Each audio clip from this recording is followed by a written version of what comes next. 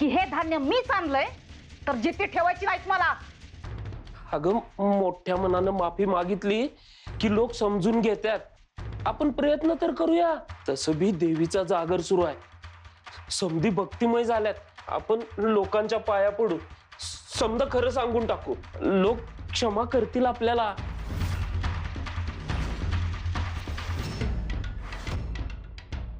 क्षमा?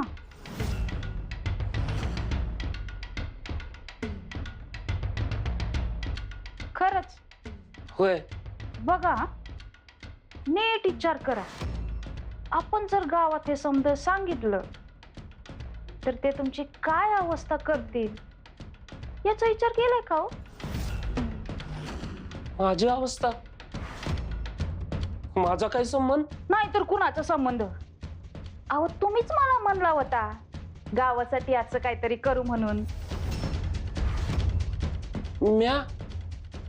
म्या कधी सांगितलं होतं? कशापाई खोटं बोलताय? अहो तुम्हीच सल्ला दिला होता मला. लोकांकडनं धान्य उचलून आणायला बी तुम्हीच उचकवलं. माझी तर काही इच्छाच नव्हती बुवा. मी आता समजा तुमच्यावरच टाकणार आहे. मग तुमचं तंगडं मोडू दे नाहीतरी डोसकं फोडू दे, म्या काय मध्ये पडायची नाही. अगं काय बोलतेस तू हे सुंदरा? तुला काहीच वाटत नाही? वाटतंय की तुमची लई काळजी वाटते मला. म्हणूनच म्हणते आता गप्प बसा. जे काय होईल ते फकस्त बघा. तसं बी गावात कुणाकडं फारसं धान्य नाही ठाव आहे मला. जे काय गोळा होईल त्याच्यानं असं कितीच पोट भरणार आहे हो गावातल्या लोकांचं. मग मी माझ्याकडनं समद्या गावाला अन्नदान करीन. माझं कौतुक करून घेईन. मग कुणी बी त्या जगदंबेच्या मागे जायचं नाही. परडीत आईचा जोगवा आणा म्हणे. असं कितीच धान्य गोळा होणार आहे त्या परडीत बघतेच मी.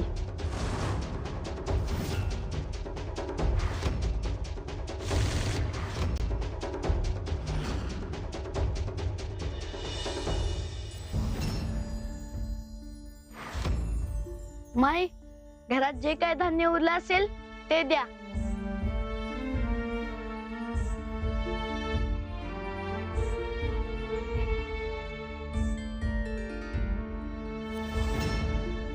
अरे लेकरा, घरात जास्तीचं काही उरलंच नाही बघ. जे काही असेल ते द्या मावशी. थोडे जरी असलं तरी चालेल.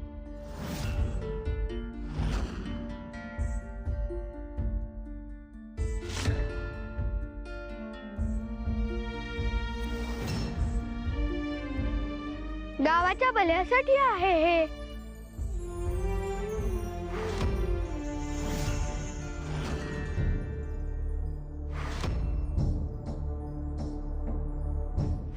सुंदर मावशी, काय? अहो वास्कन अंगावर काय येत आहे? काय बोल? मी धान्य गोळा करतोय. तुमच्याकडे काही असेल तर द्या. नाही, माझ्याकडे काय नाही. दिसतंय ते. तुमच्या त्या जगदंबेला घरनं घेऊन यायला सांगा. मावशी, घरात काय धान्य असेल तर द्या. नाही आमच्याकडे काय.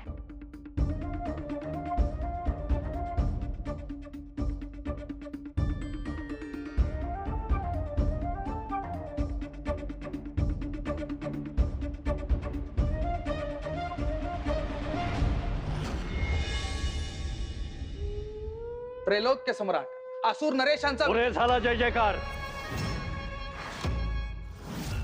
केवळ तोंडी जय जयकाराने काहीही साध्य होणार नाहीये. ना असुर कुळाचा उद्धार होणार आहे, ना आलेलं संकट निवारणार आहे. जे कार्य तुझ्यावर सोपवलं होतं त्याचं काय झालं? नाही असुर नरेश, कोणाकडे काहीच शिल्लक नाहीये. हिसकावून तरी काय आणणार? आणि ही अशुभ वार्ता द्यायला तू इथं आलायस.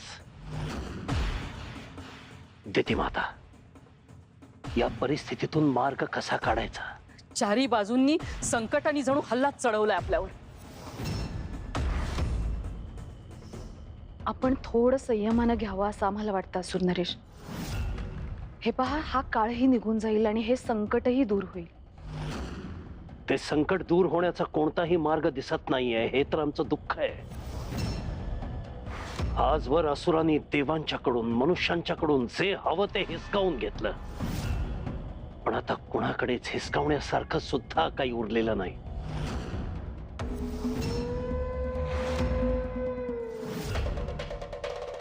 आणखी काही दिशांना आपण आपले सैनिक पाठवले तर त्याचाही काही उपयोग होईल असं वाटत नाही.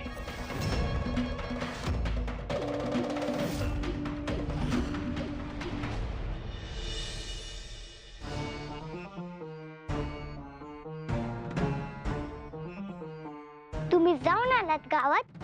मिळालं धान्य? जास्त काही मिळालं नाही ग. हो ना, कुणाच्या घरी जास्त काही नाहीच आहे. हे बघ, एवढंच मिळालं.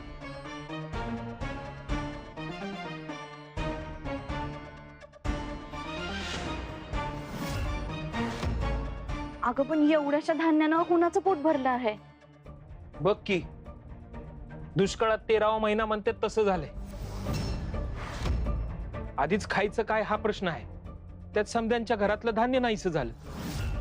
बाबा, देवी आई ह्याच्यावर नक्की काहीतरी मार्ग काढेल. अगं पण जगदंबा, त्या परडीत बघ की, केवढंसं धान्य आहे ते. नुसतं धान्य नाही ते, तो देवी आईचा जोबा आहे. तो कधीच कमी पडणार नाही. अगं, देवी आई आपल्या समद्यांची काळजी वाहत असते, आपली तिच्यावर श्रद्धा आहे, समद खरं आहे. पण तरी बी त्या एवढ्याशा धान्यानं कुणाचं पोट भरणार? बघ की केवढंच आहे ते. बाबा, तुमची श्रद्धा आहे आणि माझा विश्वास आहे, मग आणखी काय हवं? मी हे धान्य दळायला बसते. अगं तुला कसं जमेल ग जगदंबा? मी दळून देते हा पटकन. तू नको करू, तुला बरं नाही, तू आराम कर. अहो पण ती अगं ती करल, आणि तिला लागलं तर मी आहे ना, मी मदत कर. तू आराम कर बरं.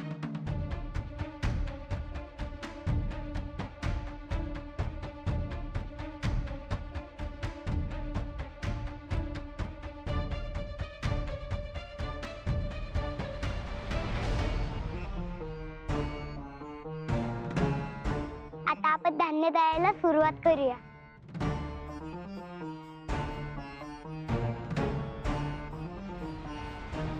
अन्नधान्य मिळत नसेल, पण पशु आणि पक्षी अरण्यात आहेत, त्यांची शिकार वाढवायला सांगा. आपल्या सैन्याला सूचना द्या, राज्याच्या रक्षणाचं कार्य सोडा आणि जंगलात जा.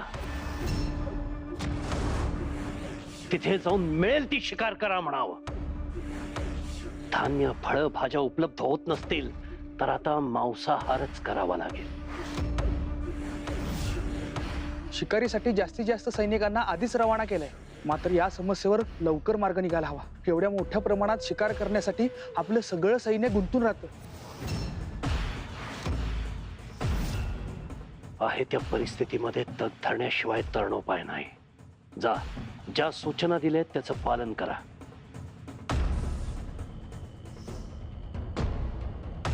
आम्ही या परिस्थितीमुळे हताश आणि निराश झालोय महिषा. आमच्याही हातात आता काहीच राहिलेलं नाहीये. दिती माता, आपण असं म्हणू नका. यातून काहीतरी मार्ग असेल. यज्ञ केले, माहीत असलेले सगळे विधी केलेत, पण यातून काहीच मार्ग दिसत नाहीये महिषा. आता घोर साधना करून काही शोध घेता येतं का ते पाहायला हवं. तेही कठीणच आहे, मात्र हा एक शेवटचा उपाय करून पाहायला हवा.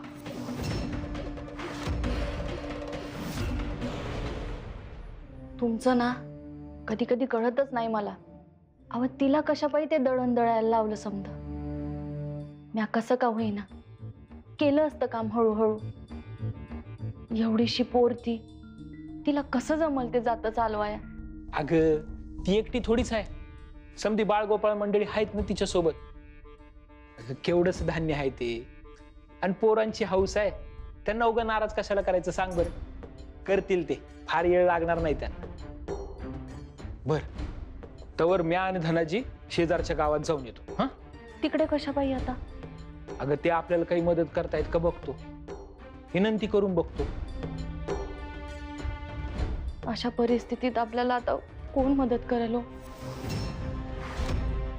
बघू, आई राजाची कृपा असेल तर काहीतरी मार्ग निघल. आम्ही येतो जाऊन, पण तू तवर आराम कर. आलोच.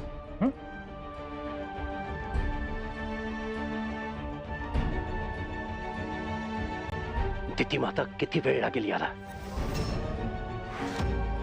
काहीच कल्पना नाही. अशा कठीण प्रसंगात आम्हाला एकच उणीव जाणवतीये, दैत्यगुरु शुक्राचार्यांची.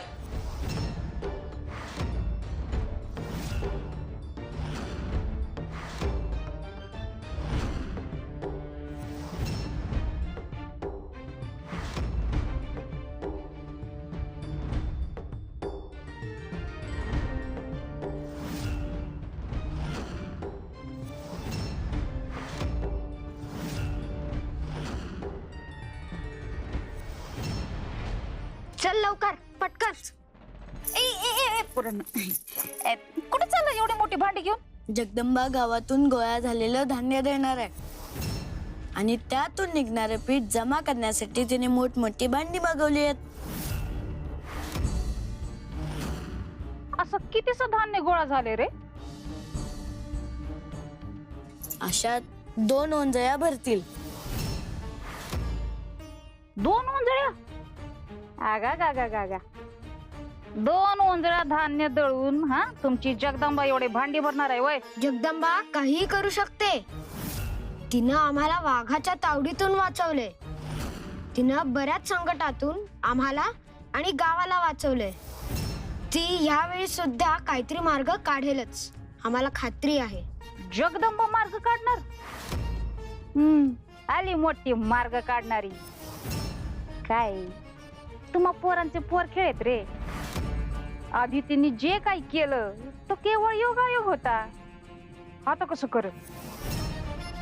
कसं आहे बाळा, जेवढं धान्य असतंय तेवढंच पीठ निघतंय. बघा कशा पाय एवढी भांडी गोळा करताय. बाकीचं आम्हाला काही माहित नाही. जगदंबा म्हणते तर नक्की काहीतरी चांगलं करेल ती. आम्हाला जगदंबावर विश्वास आहे.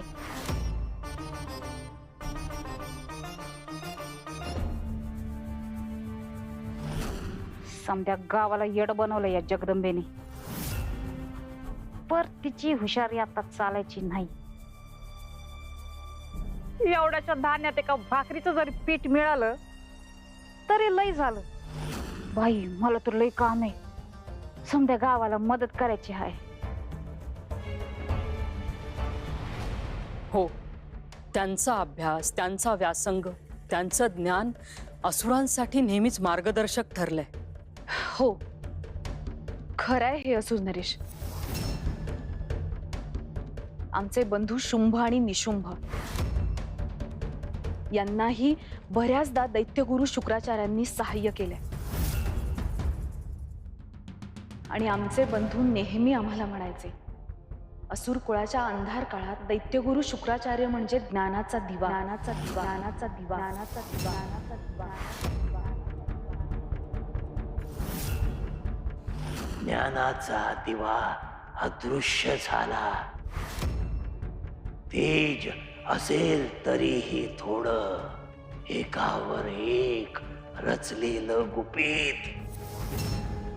त्यातच शोध सुटेल तुझं कोड.